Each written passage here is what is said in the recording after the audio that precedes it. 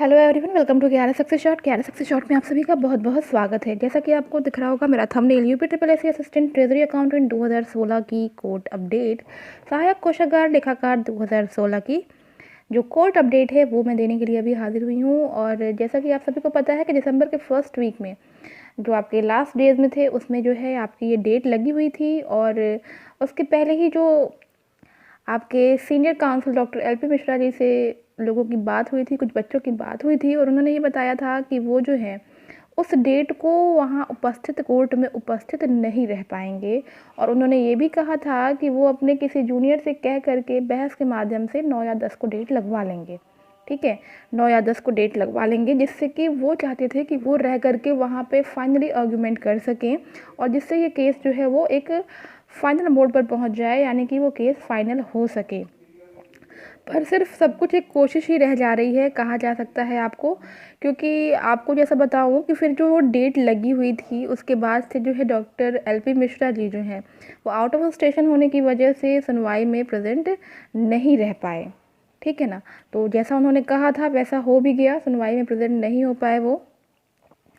और जो 18 number court में ये जो केस देख रहे थे जस्टिस चंद्रधारी सिंह जी, इनकी ड्यूटी जो है 14 दिसंबर से लेकर के 19 दिसंबर तक जो है सप्लीमेंट्री बेंच में लगा दी गई है, क्रिमिनल केसेस को जो है उसमें बेल देने के लिए। तो अब उनकी ड्यूटी जो है चूँकि 14 दिसंबर से 19 दिसंबर तक वहाँ लगा दी गई है। और अब जो भी है जितने भी केसेस पड़ेंगे 14 से 19 दिसंबर के बीच, इनकी जो सुनवाई है वो जो आपके जस्टिस रंजन रॉय की बेंच में जो है ये होगी। ठीक है, और आपको जैसा कि पता है कि विंटर वेकेशंस होने वाली हैं, जो 21 दिसंबर से लेकर के 31 दिसंबर तक विंटर वेकेशन होगी। तो अगर अब जो है जो इस केस की डेट 19 को लगती है, ठीक है, जो कि अभी ऑर्डर क्लियर हो जाएगा आने पे, अगर ये डेट 19 को लगती है तो जस्टिस रंजन रॉय की बेंच में ही लगेगी। और अगर सुनवाई होती भी है तो फिर अब कोई नया जज जब आपके केस को सुनेगा तो जाहिर सी बात है भाई, वो पहली हियरिंग में कहाँ किसी डिसीजन पे पहुंच सकता है। अगर कोई पहली बार आपके केस को सुन रहा है तो डेफिनेटली है ना कि उसको भी सारी चीज़ें जानने का हक है कि वो सब चीज़ों को जाने कि क्या हुआ यहाँ पे और कैसे कैसे क्या चीज़ें हैं।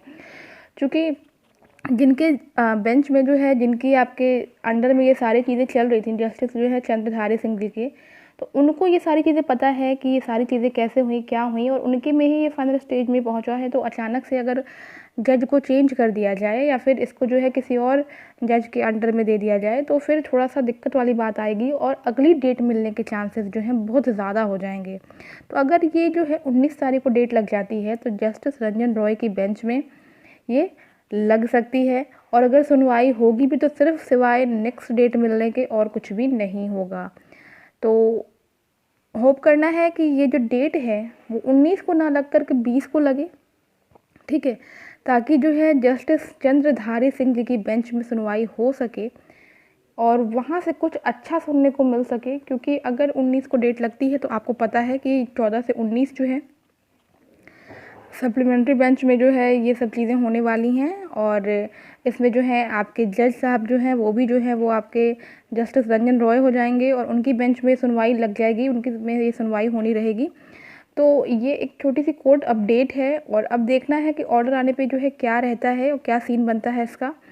तो फ़िलहाल तो यही है कि जब डॉक्टर एलपी मिश्रा को पता है कि इस केस की कितनी अहमियत है, बच्चे कितने परेशान हैं और उन्हें भी पता होगा कि विंटर वेकेशंस होने वाले हैं, तो ऐसे मौके पर अचानक से बाहर हो जाना, बाहर चले जाना और ये सब चीज़ें जो है थोड़ी सही नहीं है कि अचानक से जाना बाहर।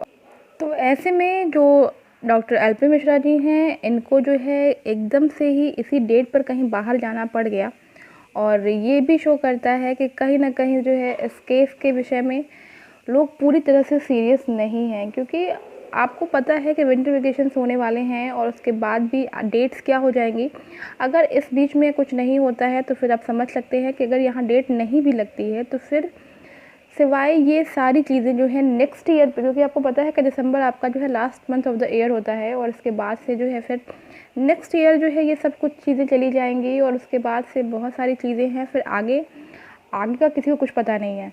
फ़िलहाल जो चीज़ें थी वो ये थी कि अगर ये चीज़ें यहाँ पे देख ली जाती, जिस हिसाब से बच्चे बहुत ज़्यादा हेल्प भी कर रहे हैं, तो उस हिसाब से अगर ये सारी चीज़ें और थोड़ा-सा अगर डॉक्टर एल.पी. मिश्रा जी भी सीरियस रहते इस चीज़ के लिए, तो कहीं न कहीं उन्हें ये होता कि नहीं, बच्चे बहुत ज़्यादा जो है इसके लिए मेहनत कर रहे हैं, मुझे उस डेट पे प्रेज़ेंट रहना है।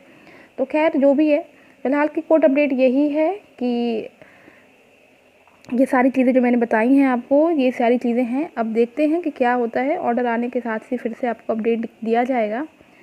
उसके बाद से देखते हैं फिर क्या होता है। तो आई होप गाइस कि सब कुछ अच्छा ही होगा और आगे की नेक्स्ट एग्ज़ाम की प्रिपरेशन करते रहिए आप सभी लोग और बेशक कहीं न कहीं आप लोगों को सफलता ज़रूर से मिलेगी। तो चलिए मिलते हैं अपने नेक्स्ट वीडियो में। Till then take care and bye bye.